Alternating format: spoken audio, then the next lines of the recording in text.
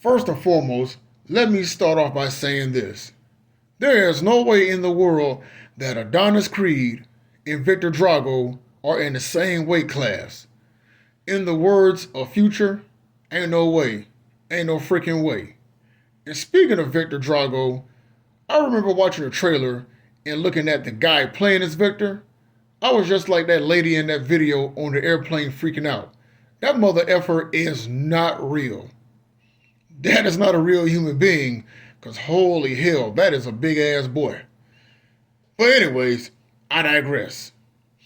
Now, in my last video, I talked about how the Rocky series gives the double middle fingers to this whole concept of toxic masculinity. And going back and looking at Creed 2, this movie is even a greater example of how toxic masculinity is a myth, especially when it comes to fatherhood and all the negative things said about dads in the world today, real life, media, etc. But another lesson that Creed 2 teaches us as well is closure. Because in this movie, we get just that with the four characters that you see on the screen.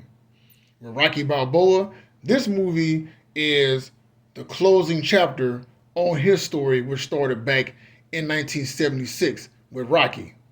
And in doing so, he ends up reconnecting with his son Robert Jr., putting their little animosity or rift aside, and he ends up meeting his grandson Logan for the first time. When it comes to Adonis, we see Adonis has become a father himself.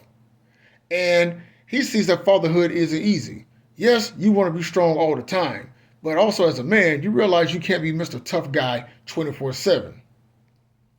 And in doing so, at the end of the film, he has closure with his dad, even though he's never met him. And he realizes that I'm my own man and I don't feel the pressures of being in your shadow anymore.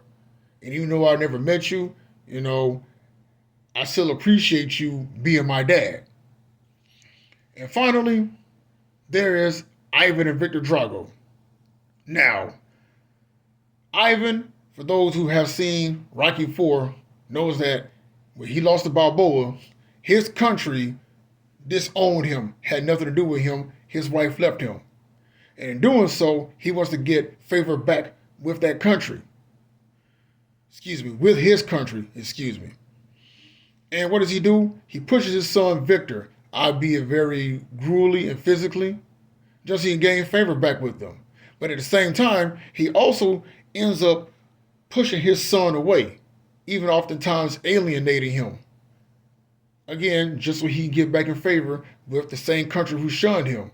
And then when Victor calls him out on it, he starts to see exactly what his son talks about. Because as Victor is losing to Adonis, we see Ivan throw in the towel to save his son. A callback to Rocky 4 when Balboa did not do that for Apollo Creed because Apollo told him not to.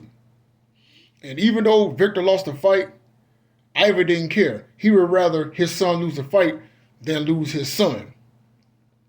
And what do we get from this film? We see the importance of establishing and rebuilding broken relationships between fathers and sons. Not only do we get closure, but we get that as well. Because another good message that comes from this is this. Wherever animosity, rifts, or whatever that you might have with your family, just remember, tomorrow isn't promised. While you have the time to do so, go ahead and make amends with each other now, and you'll feel a whole lot better. And that's the lesson that that Creed 2 has taught me. And it's a lesson that anyone else can learn. Just my thoughts, just my opinion, and as always, just saying.